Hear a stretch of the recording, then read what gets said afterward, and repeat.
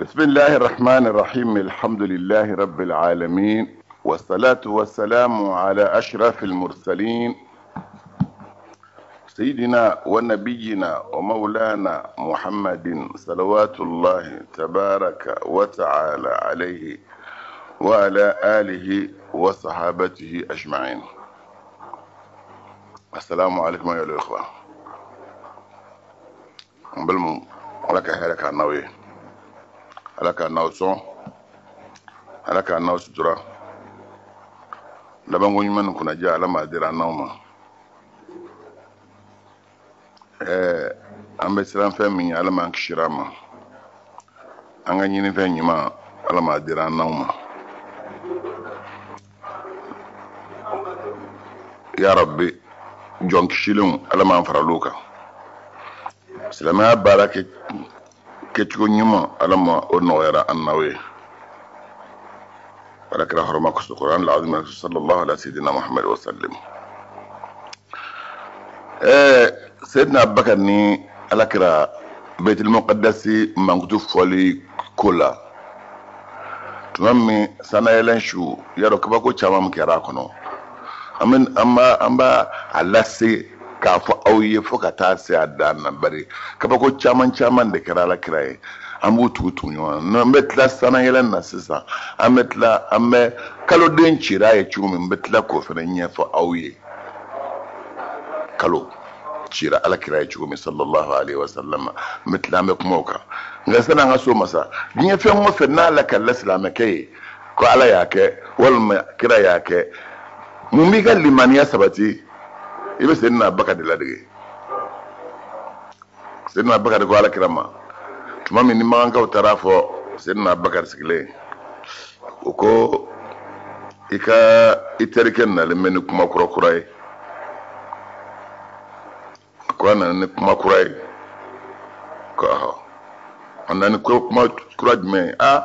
Ko a sigilen filɛ misiri da la, a bɛ k'a fɔ mɔgɔw ye ko surɔ taama kɛra n'ale ye ka bɔ Makka ka taa Baitul Muqaddas, ko a tilala ka na sani ka dugu jɛ. A ko o tɛ kuma kura ye. A ko kuma kura n'a y'a sɔrɔ n'a kɔni y'a fɔ dɔrɔn tiɲɛ kɔni don, e b'a tiɲɛ tigɛ ko an ka taa. Alakira Sayyidina Abubakar ani magankaw wulila ɲɔgɔn fɛ ka na alakira sigilen sɔrɔ alikaba da la. A ko alakira ma, a ko ya nabi Allah, ale kun t'a ta tɔgɔ ma o, t'a fɔ ya Muhammad, ala ye min fɔ dɔrɔn o b'o de bɛ ya Rasulallah. A ko ya nabi Allah, ahaddathta haulai annaka ji'ta Bait al-Maqdis al-layla, alaka nabi ma yadda ya fɔ ninnu ye wa ko surɔ i taara Baitul Muqaddas kana wa? Qala na'am. Kira ko a ye Sayyidina Abubakar jaabi, a ko ɔhɔ ne de y'a fɔ. Fa qala ya nabi Allah, a tuma Sayyidina Abubakar ko alakira ma ko alaka nabi ma ko sifu li, a ko Baitul Muqaddas mankutu fɔ n ye, fa inni qad ji'tuhu, bari ne yɛrɛ sera yen, n taara Baitul Muqaddas la, n sera yen, a mankutu fɔ n ye. Alhasan ko a ko alakira ko alamakishin ne ma jidira la. A ko Sayyidina Abubakar ko ka Baitul Muqaddas mankutu fɔ ale yɔrɔ min kɔrɔ ko farufi alil masjidu hatta nazartu ilayhi. A ko Sayyidina Jibril ye Baitul Muqaddas kɔrɔta a kɔrɔ ka n'a jɔ ale ɲɛkɔrɔ.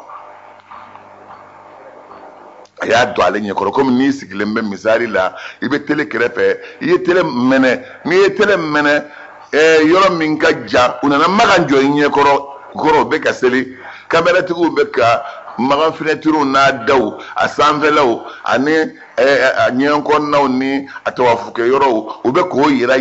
i la sisan. U yɛrɛ o bɛ kɛ télé la, o ye adamaden ka dabali dɔɔnin ye. Ni ala ko k'a b'a ka kira dɛmɛ, a bɛ fɛn kɛ min to o ye.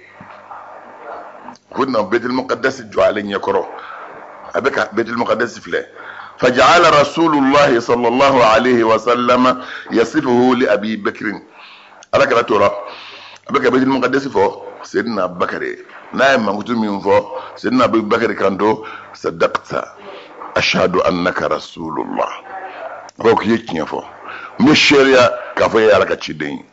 كلما وصف له منه شيئا قال له صدقت أشهد أنك رسول الله. ni ala kira fɛn o fɛn yɔrɔnin o yɔrɔnin mankutu fɔ n'o mankutu fɔra ka tila san'a ka da don dɔ wɛrɛ la Sayyidina Abubakar b'i kan dɔ k'i ye tiɲɛ fɔ wallahi ne bɛ sariya de ala ka kira ye. Sayyidina Abubakar k'a fɔ ala kira ma ko a ka Baitul Muqaddas mankutu fɔ a ye lam yakun an shakkin fa innahu saddaqahu min awwali wahla. a ma kɛ ka dasiga kan koyi bari kabini silamɛya kelima kuma fɔ fɔlɔ ni maa bɛ siga ko la i bɛ siga a daminɛ tuma de la. ala kɛra bɔra kuluwo la don min na o ye ntɛnɛn ye tarata don Sayyidina Ali donna silamɛya la, araba Sayyidina Abubakar donna. kira y'a ɲɛfɔ a ye yɔrɔ min kɔrɔ silamɛya ɲɛfɔ a ye yɔrɔ min kɔrɔ a dusukun y'a minɛ cew a ma siga wa kabini a donna fo ka taa saya sama don o don dɔ de bɛ fara a ka limaniya ka fɛn ma bɔ a la a ma siga fiyewu. bato kɛli la ni bato kɛbaga n'i bɛ sigi i ka bato kɛli la dɔrɔn o bato sina tɛmɛnɛ parce que inna Allah la yu'badu ala shakkin ala tɛ bato siga kan a ye bato ni danganiya de ye. f'i k'a dɔn k'a fɔ nin fɛn ye tiɲɛ de ye. Sayyidina Abubakar donna silamɛya la don min a kuma fɔlɔ don a ma siga nin fɛnɛ kira ɲininkali y'a fɛ a ma kɛ ka da siga kan koyi walakinahu arada idhara sidqihi liqawmihi a b'a fɛ ala kira ka tiɲɛtigiya Sayyidina Abubakar ye ɲininkali kɛ ka d'a kan a b'a fɛ k'o tiɲɛtigiya de bange kira ka maaw ye n'o ye magankaw ye magankaw k'a dɔn ko kira ye tiɲɛ fɔ Sayyidina Abubakar bɛ ɲininkali de kɛ a bɛ yɔrɔ minnu mankutu fɔ Sayyidina Abubakar b'a ko tiɲɛ don cogo min magankaw jɔlen mɔ olu yɛrɛ y'a ye u yɛrɛ b'a dɔn ko tiɲɛ don. Sayyidina Abubakar ka ɲininkali in kɛra ka daninge n'a kun y'i ma ko a kan ten u b'a fɔ ko bɛnkan don ko hali a m'a ɲininka ko ni mana ye ni kuma fɔra ɲininkali ma k'a rɔ ko bɛnkan don ni ɲininkali kɛra ka sɛgɛsɛgɛli kɛ a bɛ fɔ e min ye n'a sɔrɔ i ye maa tilennen ye wallahi bɛ da o ko sina la. a na Bukhari ka lakali cogo la min bɛ Bukhari kɔnɔ o ko fajallallahu li Baitul Maqdis ala kira ko Allah ta'ala ye Baitul Muqaddas bange ale sigilen ye. ay kashafa al-hujuba bayni wa baynahu hatta ra'aytu ala sigilen hijabu min bɛ mani yɔrɔ jance ko ala yo wuli ka bɔ ale ni Baitul Muqaddas a sigilen ba nero Baitul Muqaddas kɛra ko kuma a b'a ɲɛkɔrɔ ko ni kiniminan sigilen b'i ɲɛkɔrɔ ni bɛna dumuni kɛ kiniminan b'i kɔrɔ ni yɔrɔ min ka di i bolo da yen kan a ko Baitul Muqaddas kɛra ale ɲɛkɔrɔ ten. kabako min ye kabako ye sa a b'ale ɲɛkɔrɔ a bɛ to ka munumunu ni kira bɛ ka fa min fɔ o yɔrɔ bɛ munumunu dugukolo tɛ ka munumunu ka bɔ a nɔrɔ dɛ ala ka sebagaya de bɛ ka Baitul Muqaddas munumunu ala kira ye sallallahu alaihi wasallam. nin ye Bukhari ka lakali cogo ye. Muslim ka lakali cogo la ko ala kira ko fas'aluni an ashiya'a lam uthbitha fakuribtu kariban shadidan lam ukrab mithlahu qattu فرفعه الله إلي أنظر إليه ما يسألوني عن شيء إلا أنبأتهم به. مسلم قال كالجو على كلام وكم ما عنكوا يا لين كا كودولا بيت المقدس ألو كوكو سبت لين تعالى كون بري ما تشام بي مثل لا تشام تلا تشام بي نيو لو ينينغا كو بون كو مسلم باكونو كو بيه جلبي umiri tala yɛrɛ n'u ɲinɛra o lampan jeli b'a kɔnɔ ampuli jeli b'a kɔnɔ dɔw miiri t'o jate ye k'o dɔn parce que i hakili b'a la ko i nakun t'o ye i nakun ye ala bato de ye i tɛna ɲininka nin na wa mankaw ye ala kɛra ɲininka o komisɛnninw n'a ɲɔgɔn de la maa t'i miiri dɔ fɛn min nɔfɛ o bɛ k'ale ɲininka min na ale kun mi miiri don o nɔfɛ kabini o y'ale ɲininka a ko ale gɛlɛya sɔrɔ yɔrɔ la gɛlɛya min bonyana kosɛbɛ kabini ala y'a dama deli k'o ɲɔgɔn gɛlɛya sɔrɔ ale b'o gɛlɛya kɔnɔ i kɔrɔ Allahu ta'ala sinna yɔrɔ ka Baitul Muqaddas tɛ kɔrɔ ka na jɔ ale ɲɛkɔrɔ a bɛ kɛ Baitul Muqaddas filɛ n'u y'a ɲininka min na a b'o ɲɛf'u ye n'u y'a ɲininka min na a b'o ɲɛf'u ye nin ye Muslim ka hadisa nale ye. Abdullah ibn Abbas ye min fɔ a ko faji'a bil masjidi wa ana anzuru ilayhi hatta wudi'a inda dari aqil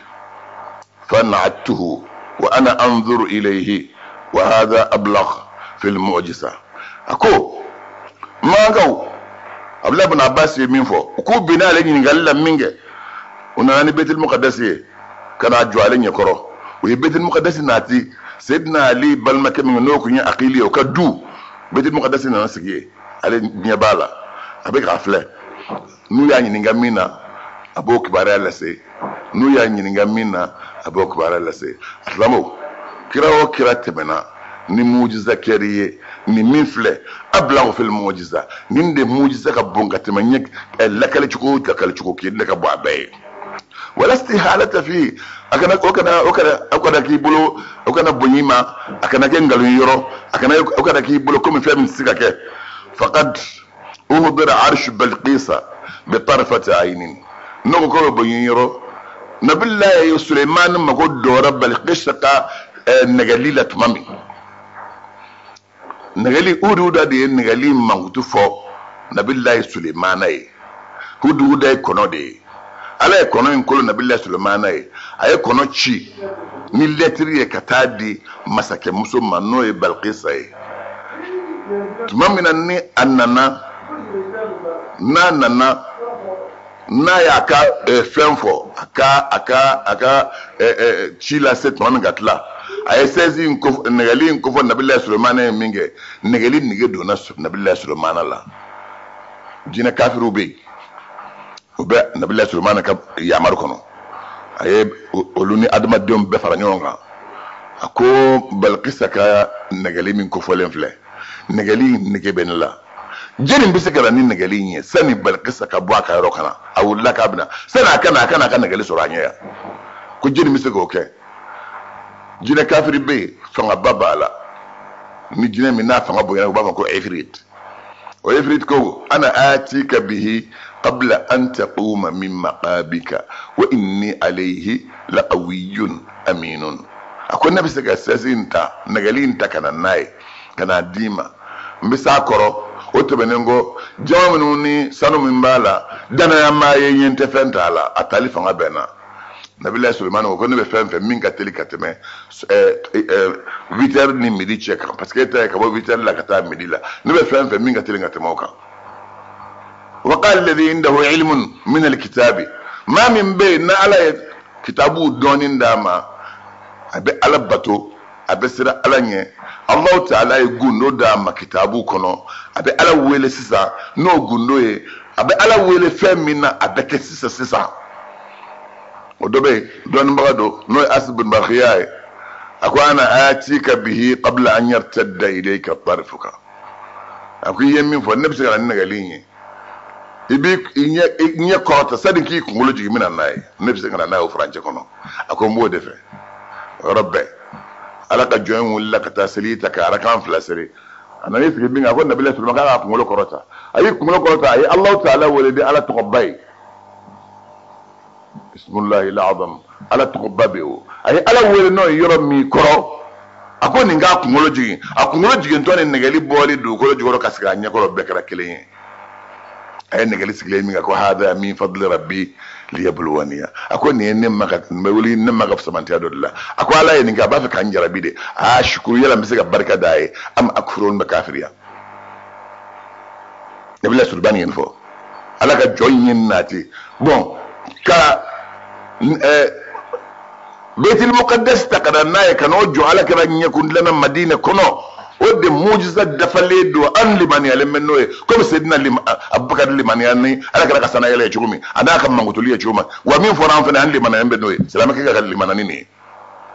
annahum hani ka hadisa la annahum qalu hani ka hadisa hani ya ala kɛra tɛrɛmuso dɔ de ye o ye hadisa min lakali ko mangaw ko ala kɛra ma kam lil masjidi min babin mangaw ko ama iko i taara Baitul Muqaddas la so da jeli bɛ misiri da jeli b'a la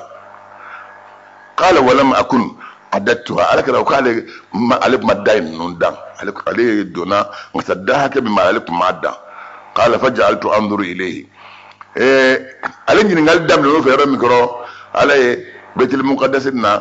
kana sigi ale ɲɛkuntilenna a bɛ ka Baitul Muqaddas filɛ wa a'udduha a bɛ ka daw dan baban da kelen a ye da bɛɛ dan ka da min bɛ fa min fɛ a y'o hakɛ fɔ min bɛ kini fɛ a y'o hakɛ fɔ min bɛ numan fɛ a y'o hakɛ fɔ min bɛ tilebiyanfan fɛ a y'o hakɛ fɔ min bɛ kɔrɔnyanfan fɛ a y'o hakɛ fɔ tuma min alakira sallallahu alaihi wasallam alakira ale de kɛra danfɛnw nka yiriden ye diɲɛ filɛ dali min na a yiriden de ye alakira ye diɲɛ yɛrɛ a lulu foroko minnu b'a kɔnɔ lulu kisɛ kelen kɛra alakira de ye kun fayakunu o kumakan kɔrɔ kɛra alakira de ye o tuma ni maa dɔra dɔyɔrɔ la ni tɔgɔ min dar'i la ala fɛ a b'o nɔrɔ bange ye ni tɔgɔ min dar'i la ala fɛ a b'o kɔrɔta d'i ma Sayyidina Jibril nana alakira dalen sɔrɔ a b'a ka dilan a bɛ sunɔgɔ la a ko a ma ko wuli e sunɔgɔbagatɔ a k'u ye sɔɔnifɛn caman labɛn ka bila i ɲɛ alakira ko Sayyidina Jibril ko Jibril k'an bɛ taa yɔrɔ jumɛn a ko an bɛ taa yɔrɔ min k'o dabila ka na taa yɔrɔ ɲininkali kɛ ne kɔni masa min ye masa galenge ye o de ye ne ci ka n'i ma taa yɔrɔ ko ne t'o dɔn ursiltu ilayka u ye ne ci ka n'i ma li akuna min jumlatil khadami baarakɛla minnu bɛ yen n'u bɛ baara kɛ i kɛrɛfɛ i ye i ka baaraden dɔ ko ne ka fara o kan ya Muhammadu Muhammadu anta muradul irada ala ka laɲini ka ɲinifɛn ye e de ye wal kullu muradun li ajlika fɛn tɔ o tɔ bɛ dugukolo kan ala y'o bɛɛ laɲini e de kosɔn sa wa anta muradun li ajlihi e ala ka ɲinifɛn ye tɔw ye e ka ɲinifɛn ye anta safwatu ka'sil mahabba Allah ta'ala kanu a vɛri ji khalasilen min b'a kɔnɔ o ye e ye anta durratu hadhihi sadafa diɲɛ ye lulu foroko kelen de ye a lulu kisɛ kelen ye e de ye anta shamsul ma'arif ala dɔn tile ye e de ye anta badrul lataif sɔɔnifɛn minnu bɛ ala bolo n'o ye sɔɔnifɛn magamanw ye e de y'o kaloden tile 14 dafaren ye ma muhidatu daru illa li ajlika du ma sigi k'a labɛn a ma labɛn maa si kosɔn Muhammadu a labɛnnen de kosɔn alijinɛ labɛnnen de kosɔn ma hum ya hadal hima illa li waslika ala ka sinzan foyi ma tanga f'a kɛra e tugu ɲɔgɔnya kosɔn filamaw Sayyidina Jibril binna a bɛ ka alakira bisigiya k'a tan a bɛ ka alakira mankutu a bɛ ka mankutu ni mankutu ye mankutu minnu n'olu ka bɔ mankutu minnu n'i b'olu fɔ maa min ka limaniya ka man bɔ n'i y'a fɔ a tigilamaa ye a tigilamaa bɛ siga bɛ laban ka taa tiɲɛni kɛ o de kosɔn alakira yɛrɛ n'a tun bɛ kuma mɔgɔw ye a bɛ kuma bɛɛ n'i ka hakili damajira ye i hakili bɛ se ka fɛn min faamuya a bɛ kuma n'i ye n'o de ye sanayɛlɛn k'o kɛra sa Sayyidina Jibril kan d'a ma a ko ya Muhammad antal mursalu e de ye cifɛn ye rahmatan ala ye ci k'i kɛ hinɛ ye lil alamina danfɛn bɛɛ lajɛlen ye wala budda li min nasibi min hadhihi rahma a ko ne fɛnɛ komi ala ye e de kɛ hinɛ ye k'i ci danfɛn bɛɛ ma ne fɛnɛ wajibi don ne yɛrɛ ka niyɔrɔ sɔrɔ hinɛ in na hinɛ min dir'i ma n yɛrɛ ka niyɔrɔ sɔrɔ a la ne niyɔrɔ ye min ye n teri an tashhada li بالبراءة مما نسبه أهل الزور إلي وتقوله أهل الغرور علي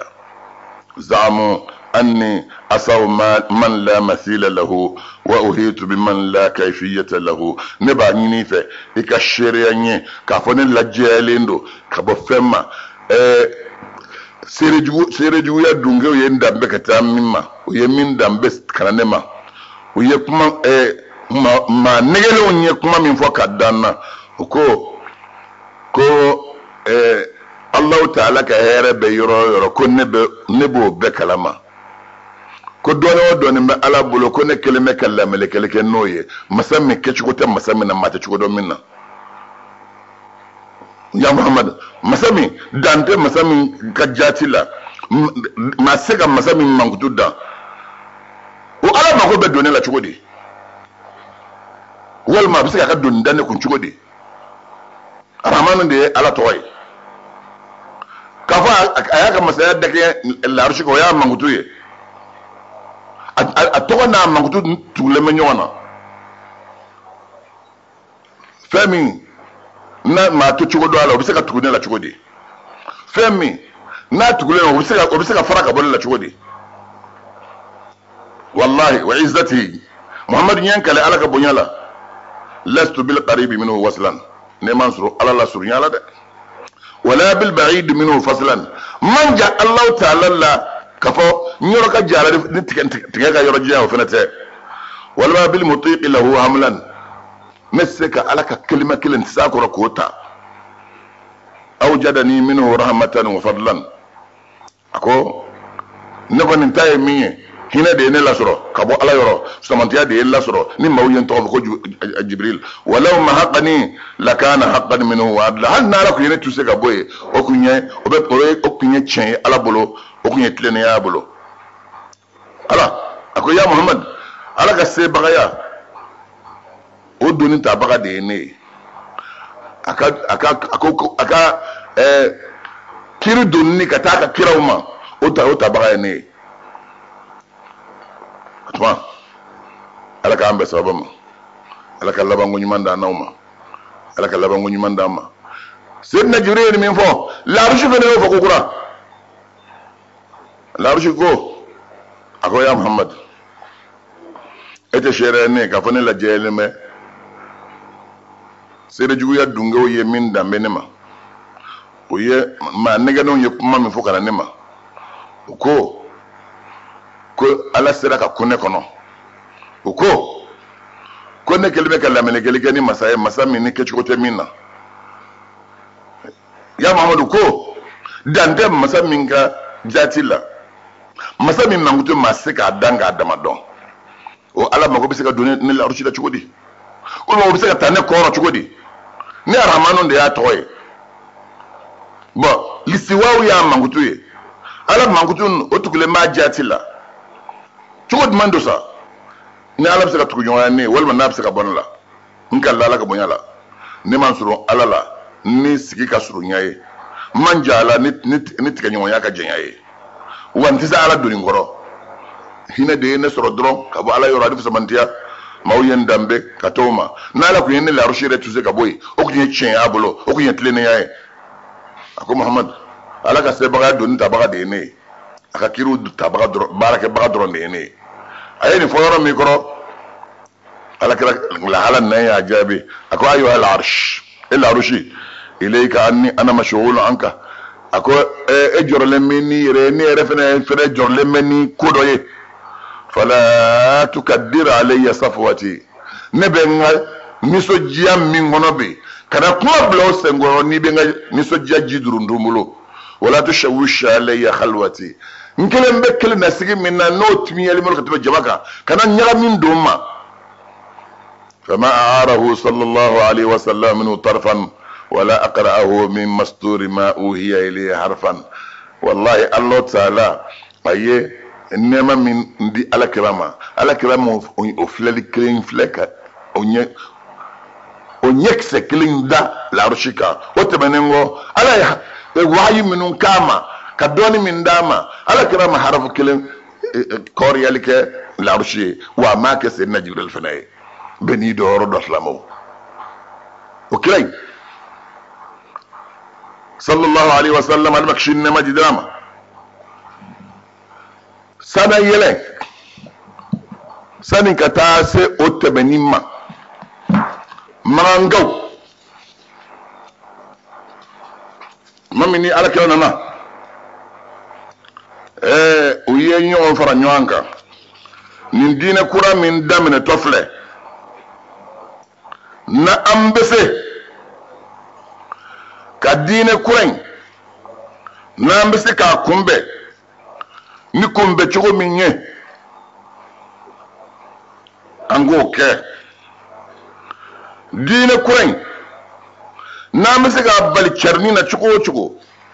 ango ke obena jumenga obena ka koka korotati wujini ka ye subago de bla ala kala la flo olu desara o ye korotati wujini ko olu bla ala olu desara olu be deselengo onana sa ku ka ke chugo ye chugo min ma to ni cɛ in bɛ dɛsɛ pepepewu a nalen bɛ ni fɛn min ye n'a bɛ dɛsɛ ni a bɛna malo n'a malola o tuma ɲinifɛn min n'an b'o ɲini o na sɔrɔ o ɲinifɛn bɛna sɔrɔ ni mun ye ko ka maa ɲini maa min bɛna n'o b'a ɲininka dɔɔnin sira la n'o tigilamaa sera k'a ɲininka dɔɔnin sira la n'a dɛsɛra ka kuma o tuma o y'o sago sɔrɔlen ye n'a dɛsɛra ka kuma o y'o sago sɔrɔlen ye ayiwa k'o bɛ kɛ cogo di ayi a ko dɔɔninbaga dɔ bɛ yen an y'a kubariya mɛn a tɔgɔ ye ko habibu bun maliki dɔɔninbagaba don a bɛ fɛn dɔn masakɛ don n'o nana sɔrɔ faso cɛw magayan n'a y'a ɲininka a ka dalilu la ni dalilu ma kɛ dalilu jɛlen ye n'o sera k'a dajigi jama cɛrɔ foyi man jugu dɔɔninbaga ma a ka malo a faso cɛrɔ o de ka jugu dɔɔninbaga ma n'o kɛra a bɛ dugu bila mangaw ye nin bɛ ne siri ala kɛra kama abu jahali ye bataki sɛbɛ k'a bila ka taa di habibu bun maliki ma o habibu bun maliki o ye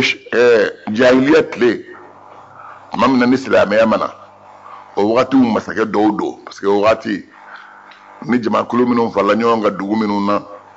olu bɛ maa ɲini u yɛrɛ la ni i ye jama sɔrɔ ka far'i kan minnu b'i kɛrɛfɛ i b'olu kɛlɛ dɔɔnin dɔɔnin olu bɛ nisɔngɔ d'i ma komi an ka farafin fanga tun b'an bolo cogo min na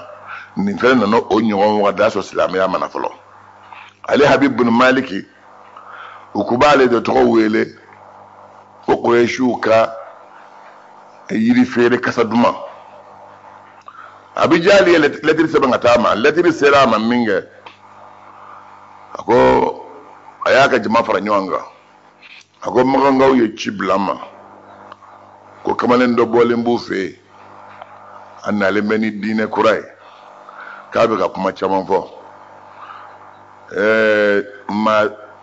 mɔgɔ ɲɛnama ye maa jumɛn ye ni kuma fɔra maa min ye a t'a minɛ fɔlɔ f'a k'a sɛgɛsɛgɛ o de ye maa ɲɛnama ye olu de kan ka kɛ maaw ɲɛmɔgɔ ye maa min ni nana ta fɔ a y'a nɛnkunjɛ k'a fɔ k'a nugu kan'a tigilamaa ka nɛnkunjɛ n'a ka nuguli filɛ dɛ maa si tɛ yen n'i bɛ kuma fɔ k'a goya i yɛrɛ la i bɛɛ b'a fɔ k'a diya i yɛrɛ la a ye min ko fɔ i yɛrɛ n'a ka sigi k'o fana lamɛn n'i y'o lamɛn asafurula caman bɛ fɔ o yɔrɔ la dɛ maa bɛna kuma dɔ f'i ye i b'i pɔrɔ a kan a y'a f'i ye min kɔntoro la ni n'o tigi sigira n'o filɛ i b'a fɔ la hawla wala quwwata illa billah bari i bɛna tiɲɛ dɔw ye o kun t'i kɔnɔ fiyewu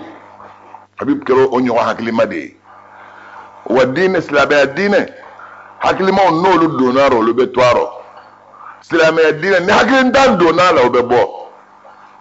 ni maa limaniya bali donna dɔrɔn maa min danganiya t'a yɔrɔ o tigilamaa mana don a bɛ bɔ ala m'an kisira muruti ma ka bɔ diinɛ kɔnɔ a y'a ka jama fara ko baasi tɛ ko n bɛna taa nin weleli lamɛn ni n taara ni n y'a sɔrɔ maa don ni diɲɛ ɲinina don ni n sera k'a bi bɛ tɔgɔ sɔrɔ ka fara n ka tɔgɔ kɔrɔ kan n'an taara sɔrɔ sa ala mɔgɔ don o tuma n'an kan ka min kɛ an n'o kɛ cɛ wulila ani karafe ba tan ni fila wulila k'i kunda magan kan a nana jigin magan ncɛɲɛtininba min bɛ yen o kɛlen bɛ ka sangaso don a yɔrɔ la ko kasolba paha a nana jigin yen abuja a ye ci bila a taama magankaw ye ko a nana o bɔra ka taa kunbɛn magan maaba bɛɛ bɔra ka taa cɛ in kunbɛn ka taa bisimila tuma min bɛ sɔɔni fɛn min ta ka na n'a ye ka n'o d'a ma o nana n'o ye ka n'o d'a ma dumuniw dira fini minnu kan ka ɲa a la o nana n'olu ye k'o di a ye abuja sigi a kini yan fan tuma min na ni a ko abuja ma a ko e ye ci bila n ma ko muhamadu biya ko cɛ dɔ bɔra ko jin na ko a tɔgɔ ye Muhammad a ko a lahala bɛ cogo fɔ ye sana n'a ka ɲɔgɔn ye Abu Jahal yɛrɛ ko a ma a ko n'i b'a fɛ ka a lahala ɲɛdɔn a yɛrɛ fadenw bi yan n'o ye Hashimi denw ye olu wele ni ko olu ɲininka olu n'a faranfasiya fiyɛ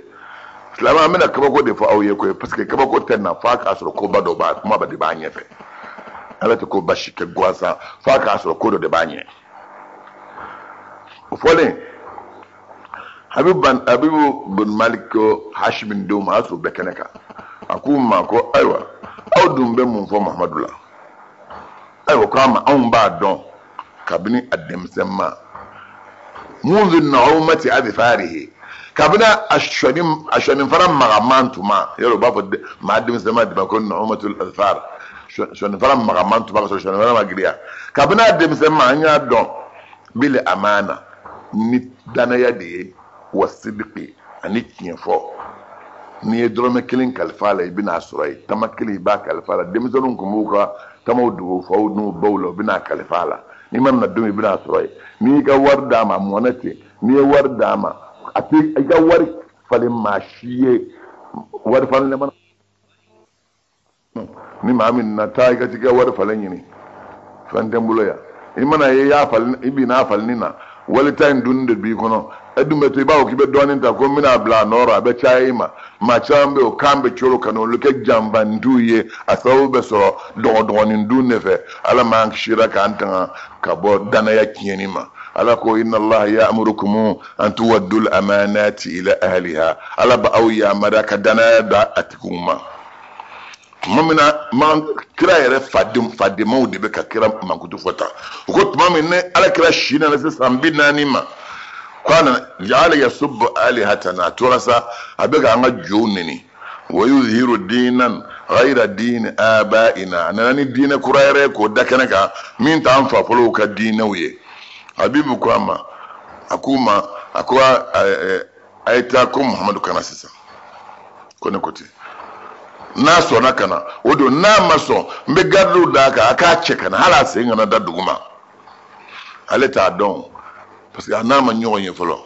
ni maa ma ɲɔgɔn ye i bɛ se ka fɛn min fɔ a kɔfɛ a yelen kɔ maa kana kuma maa ka f'i n'a ka ɲɔgɔn ye ale t'a dɔn k'a fɔ jaa cɛ min ni ɲɛ dara a kan min b'i kɔnɔ a bɛ tunu i la ale m'a dɔn k'o don bara ale ɲɛ ma d'a kan fɔlɔ k'u ka taa ko ni Muhamadu sɔnna ka na a diyarɔ o don n'a ma sɔn ka na ko a kana goyarɔ o ye cɛ dɔ cɛ alakira ma ala ma kisi ni nɛɛma ji dira ma alakira bɔra ala ma kisi ni nɛɛma dira kelen ani Seydina Bakari bɛ ɲɔgɔn fɛ an ma Khadija o y'a sotigi muso ye parce que nin ye silamɛya daminɛ tumaw de ye o bɛ ka kasi Seydina Bakari bɛ ka kasi an ma Khadija bɛ ka kasi o to k'a fɔ anw bɛ siran kafiri kana taa kojugu k'i la alakira ko ma ala ma kisi na ko la takhafa aliya akana siranne ma wa fawida amriya ila Allah ay nga kosbe ala la ne kelen no ka nga kosbe ala la aw yɛrɛ ka ne ka kosbe ala la kana siran Seydina Bakari ala kala ja ko ila ko jamana tafirin ti bolo ko ay Seydina Bakari tara kaso anani darabliman ye darabliman complet no de ala kira ma kira yo do anani jarabu fiman ye ayo kira yo sira kunna kira kele kanin don min kɛ ala kira bɔlen n'i y'a ye a bɛ komi kalo den b'a a tile 14 su la kira taamana ka n'i don Habibu bin Malik ɲɛfɛ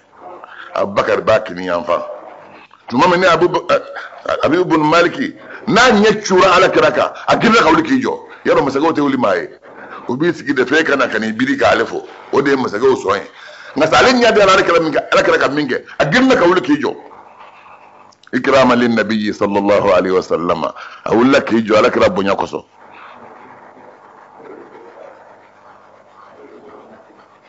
tuma min n'a wulila k'i jɔ a ma da jɔli ma dɛ a y'i biri ka ala kira tigɛ minɛ a k'u ma 16 dɔ bɛ ko o ye 16 dɔ ta ka na a ko garidi ba k'a ka don a ka tilise kɔnɔ ko sanu 16 bɛ ko ka na n'a ye a ko sanu 16 sɔɔrilen bɛ foro kɔnɔ o ye 16 labɔ ka na ko kira k'i sigi ala kira b'i sigi tuma sani a ka sigi to k'a fɔ an ma Khadija jɔlen bɛ to k'a fɔ Allahumma unsur Muhammadan wa awdi hujjatahu ala anya nyini fe ika Muhammadu ika ademe abina dallu min fo keneka ika dallu njeya kira nya sigile Habibu Maliku nya kun tenala nore baka yelmu ala kira nya dala Habibu nemene na masika kuma kafir ken nemene na masika kuma watatawalatil a'naqu yaro ni ko ba fora ka bina ke ni dugu be bora be kansa baneno sa betluma joledo maw kelme ki kansa masa waqa'atil hayba ala an-nas ala kiraye siranya min ba no dalen ba ka ala bulo no ba ko hayba bonya min bedda masakeka bonya min bedda don bagala ya siraya baraka o bonya nyon dalen o bimba ala kala ko te masake shika o nyon madan no nyuma shika onye madan no nyuma shika o bonya e mo dusumne Habibu yiksi ki kombide ala ki ko gorota ako ala kala mako ya Muhammad anta ta'lam anna lil anbiya'i kullihim mu'jizatin ako ba don no imam nun te manaka ko yin akele mo kele kabako bawdi ala bo yoduma mawti se kam minke no ba ko mu'jiza ma desen ko ala yo ka no kira kilingelen be ala ka mu'jizatun yala efene kabako bi bolo bi me ma desen go yawa faqala alayhi salatu wassalam ala kira ko al makshidne majidinama ma turidu ere mana fa min yini ni ere mana min fe ebe min fe de ko fo ni ta fo ka fo ni mbembolo ni yo fo ina fo nyo la benga da tui sigilenga ni ma ti fe ati ka ko sebe si sabati mana ko ba ko bake abanyi ni ga hye blala akone te fen fore ngo mi se ko ke nte fen ge fene ere be min fe ebe bi ta fo Habibu ko do ako uridu an taghiba ash-shamsu wa yakhruju al-qamaru وينزل إلى الأرض وينشق النصفين ويدخل تحت إزارك ويخرج نصفه منكم من يمينك ونصفه منكم من شمالك ثم يجتمعان فوق رأسك ويشهد لك بالرسالة ثم يعود إلى السماء قمرا منيرا ثم يغيب وتخرج الشمس بعده وتسير الى منزلها كاول مره اكو نبي بين فسيزا كليفله امت كليلا سيزا 11h tuma klega bin sisa mbe minfe ni kle bine koro kalo ka bo sisa nte dan kalo dron bo le fena made aka jigina na duguma na jigina aka chiflaye na chira flaye kele o ka boy ka dlogi kini yanfa o fe kele nga bo numa yanfa fe na akerate akana nyowo sori kuna kat noro nyogo na ikuna na yo obeke akatla ka shire ya ka fo ala ka chide kalo ebe ko obeke Allah black ma go de photo ye koy akana obeke tumame kai akatla ka singa ta sanfe na sera sanfe akalo jele mamba okake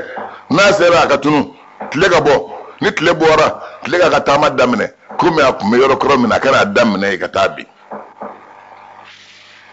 nfola rakira ikando ma sallallahu alaihi wasallam ako in fa'altu dhalika iko ifleka ni mi fosiza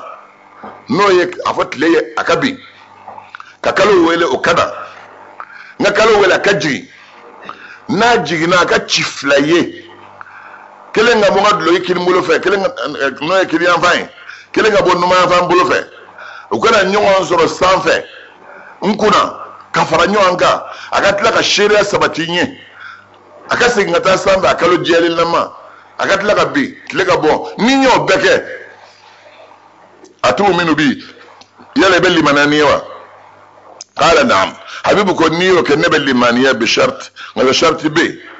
fankelem be minu fi boke an tukhbirani bima fi qalbi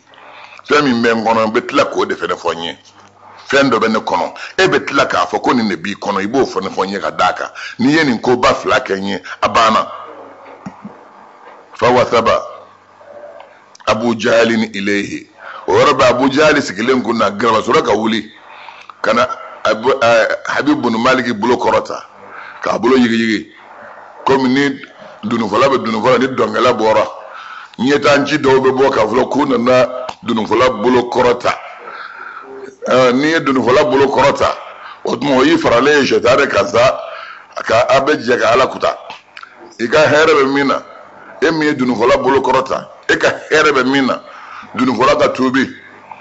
mi donge o ka tubi ala ka yafuma no matubi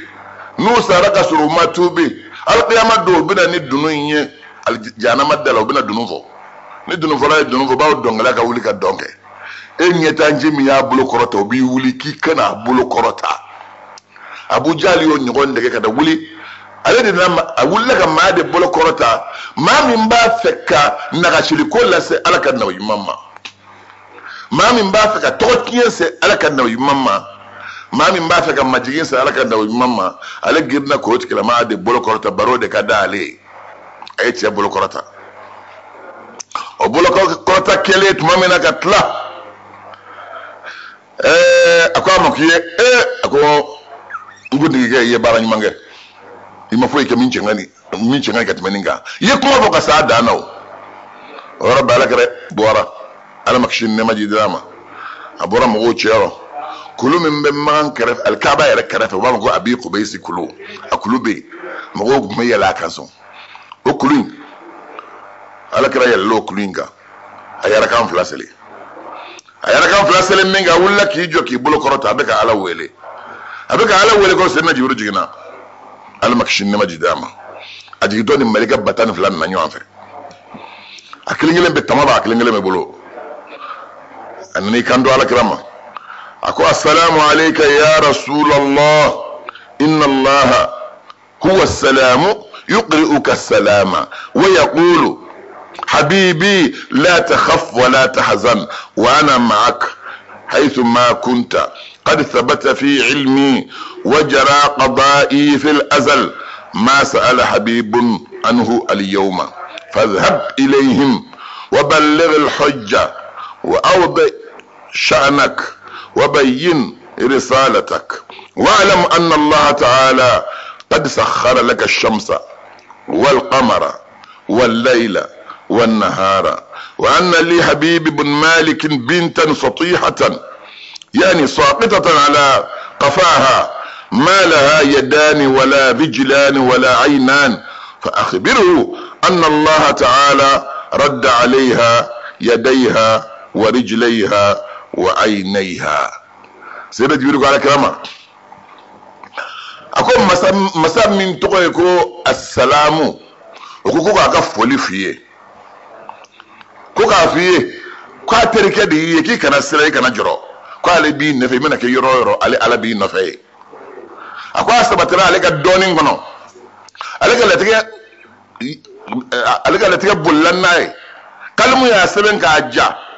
kafo habibu ne yin nga bi do ina ni leri na ikanga jabili minge ale yo letike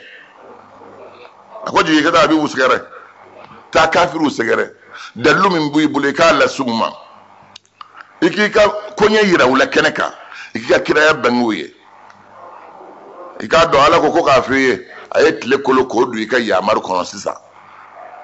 ni ko aka minke ka ko ke ay kolo ka du ika ya mar kono sisa ni ko ka kalo ka minka o ko ke ay shu kolo ka du ika ya mar kono sisa ni ko shu ka minka o ko ke ayet le kolo ka du ika ya mar kono ni ko tle ka minka iko ko ke ni fenna ni ala ko ay ni garaba kadima atlamo mabe munyini ala fe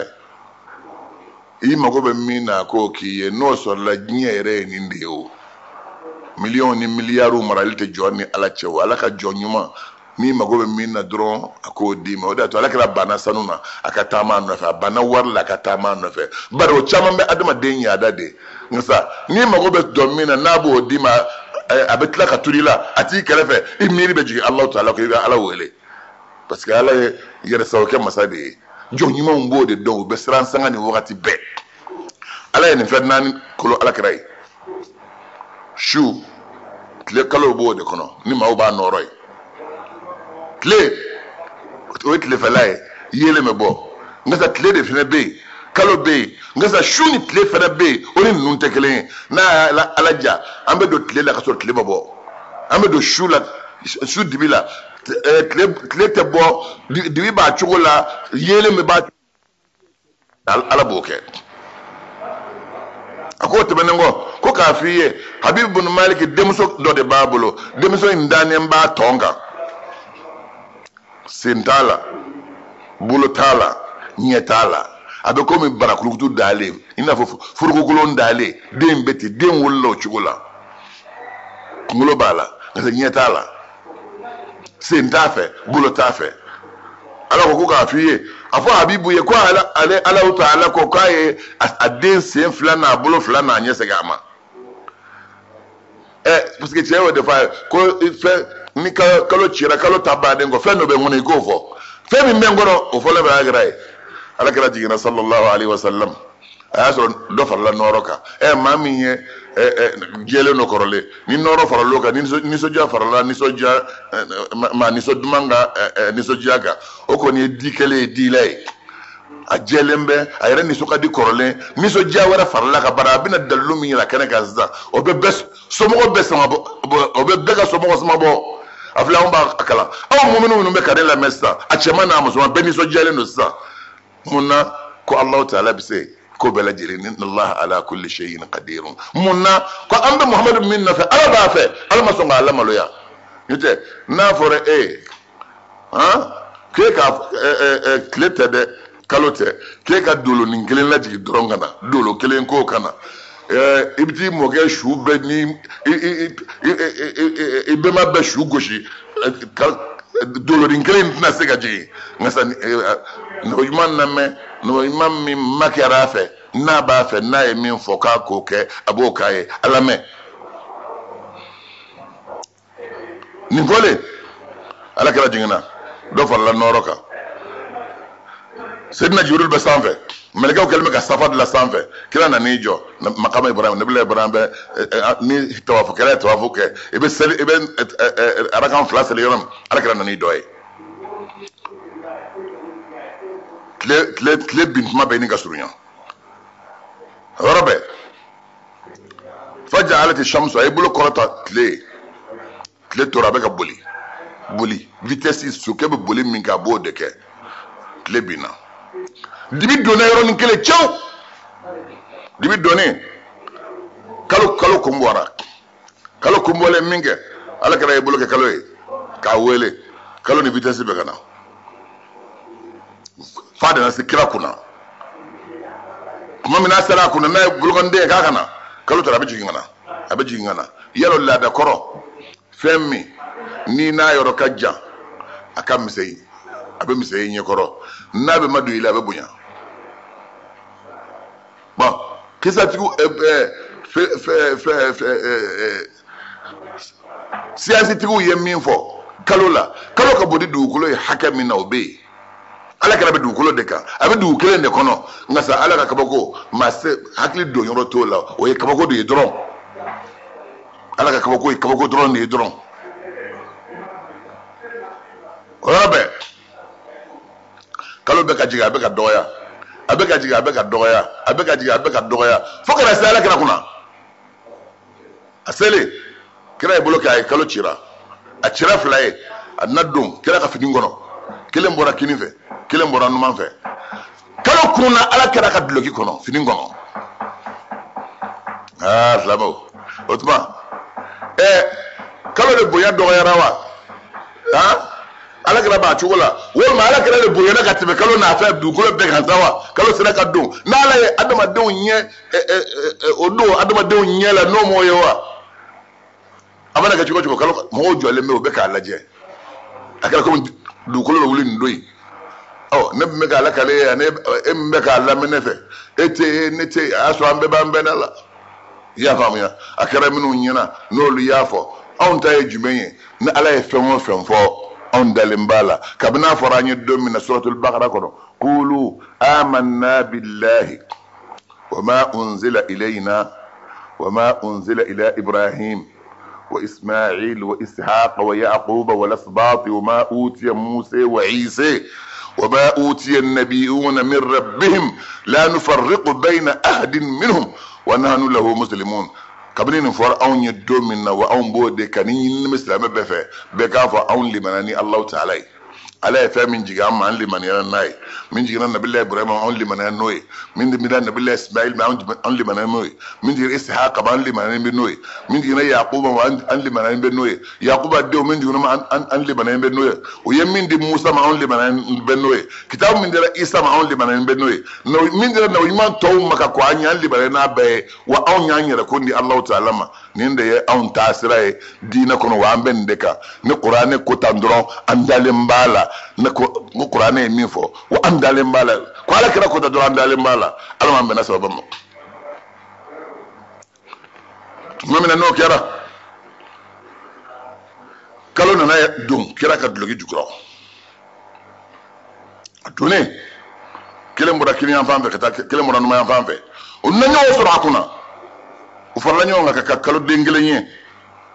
kalo i pɛrɛn kalo a y'i pɛrɛn da bɛ fɛn bɛɛ fɛ n'ala y'a lajɛ a bɛ fɛn bɛɛ kuma ala kɛra bilakisi ta k'a ka tɛgɛ kɔnɔ don la subhanallah fa a tɛgɛ kɔnɔ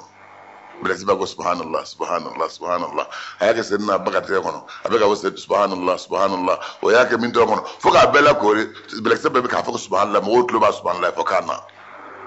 o de kosɔn ala ko wa in min shay'in illa yusabbihu bihamdihi walakin la tafqahuna tasbihahum diɲɛ foyi den kelen tɛ yen f'i k'a sɔrɔ a bɛ Alahu Taala tanu u bɛ subhanallah fɔ ka Alahu Taala fɛn o fɛn nka sa aw adamadenw tɛ k'u ta faamuya ala kɛra bɔra kuluwo kɔnɔ don min ni la ilaha illallah ye ntɛnɛn don a bɔra yɔrɔ min a na se farakuru min dara ma farakuru kama salamu aleyka ya rasulallah foli bi ma yala ka kira a na se yiri jɔlen ma ko salamu aleyka ya rasulallah fɛn min yɔrɔ ka jan maa la n'a ma k'i ɲɛna i b'o lagosi hali anw yɛrɛ fɛ sisan i b'o dugu kɔnɔ ko dɔ bɛ k'i ɲɛna n'i taara la kalisɔn dɔ b'a ko cɛ ko karisa bɛ nkalon tigɛ kojugu maa k'i jija i kana dɔn ni nkalon ye dɛ n'i dɔnna ni nkalon ye dɔrɔn ka foyi tɛ kɛ tiɲɛ ye maaw bolo tuma min n'o kɛra kalo i kan kɔrɔta a ko ashhadu an la ilaha illallah wa ashhadu anna muhammadan abduhu wa rasuluhu qad aflaha man saddaqaka wa qad khaba man khalafaka a ko ne bɛ seereya maa wɛrɛ tɛ ni Alahu Taala tɛ n bɛ seereya muhamadu y'a ka jɔn y'a ka ciden don a ko maa kisira o ta ɲana ni maa min ye muhamadu tiɲɛtigiya maa ta tiɲɛna k'a digila tigɛ ni maa min ye i fɔnkɔɲɔgɔnya kalo ye nin fɔ yɔrɔ min kɔrɔ kalo yɛrɛ la a taara sanfɛ a k'a kɛ kaloden dafalen ye a tununna ale tununnen tile seginna ka na bɔ komi a tun bɛ yɔrɔ min ka yɛlɛ mɔgɔw la ka tila ka taa sira kɔrɔ minɛ ka taa di a ko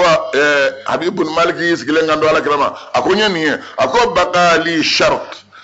n ye fɛn min sharti fɔ sa a to tora o kelen dɔrɔn de ye n ko min bɛ n kɔnɔ i k'o fɔ min bɛ n kɔnɔ i k'o fana fɔ n ye ala kira ko a ma a ko inna laka bintan satihatan wa inna allaha qad radda alayha jawariha a ko denmuso de b'i bolo ye denmuso in a balakurukutulama dalen bɛ dilan kan i fɛ yen sen t'a la bolo t'a la ɲɛ t'a la ala y'i den sinfɛnw segin a ma hawla wala alamo fana hada Habib bin Malik Habibu kun sigilen don a girinna ka wuli k'i jɔ a wulila k'i jɔ a ko ya ahla Makka ya magangaw لا كفر بعد الإيمان ولا شك بعد الإيقان مانغو limaniyat le bolen ko maye kana to kafiriya ka dibidu ilable mango danganiya kelen ko ka yelen bo maye ka jeyeye kana to siga ko datuguble